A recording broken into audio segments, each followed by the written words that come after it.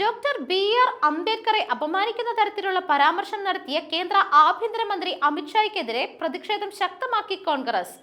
അമിത്ഷാ രാജിവെച്ച രാജ്യത്തോട് മാപ്പ് പറയണമെന്ന് കോൺഗ്രസ് അധ്യക്ഷൻ മല്ലികാർജുൻ ഖാർഗെ ആവശ്യപ്പെട്ടു.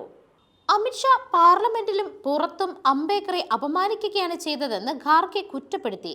പാർലമെന്റ് വളപ്പിൽ അംബേദ്കറുടെ ചിത്രങ്ങളുള്ള പ്ലക്കാർഡുകൾ ഉയർത്തിക്കാണിച്ചുകൊണ്ടാണ് കോൺഗ്രസ് പ്രതിഷേധിച്ചത്. സഭയിലും പ്രതിപക്ഷം അംബേദ്കറുടെ ചിത്രങ്ങൾ ഉയർത്തിക്കാട്ടി. അംബേദ്കറുടെ പേര് പറയുന്നത് കോൺഗ്രസിന് ഇപ്പോൾ ഫാഷനായെന്നും ഭരണഘടനയെ കോൺഗ്രസ് ഒരു കുടുംബത്തിന്റെ സ്വകാര്യ സ്വത്തായി കണക്കാക്കുകയും അധികാരത്തിൽ തുടരാൻ അത് ഭേദഗതി വരുത്തുകയും ചെയ്തുവെന്നും ഷാ കുറ്റപ്പെടുത്തിയിരുന്നു. അംബേദ്കർ എന്ന് പറയുന്നത് ഫാഷനായി മാറി. ഇത്രയും തവണ ദൈവനാമം ചൊല്ലിയിരുന്നുവെങ്കിൽ അവർക്ക് സ്വർഗത്തിൽ പോകാമായിരുന്നുവെന്നായിരുന്നു അമിത്ഷായുടെ പരാമർശം. അമിത്ഷാ ഈ പരാമർശം പിൻവലിക്കണമെന്നും രാജിവെക്കണമെന്നും മല്ലികാർജുൻ ഖാർഗെ പറഞ്ഞു.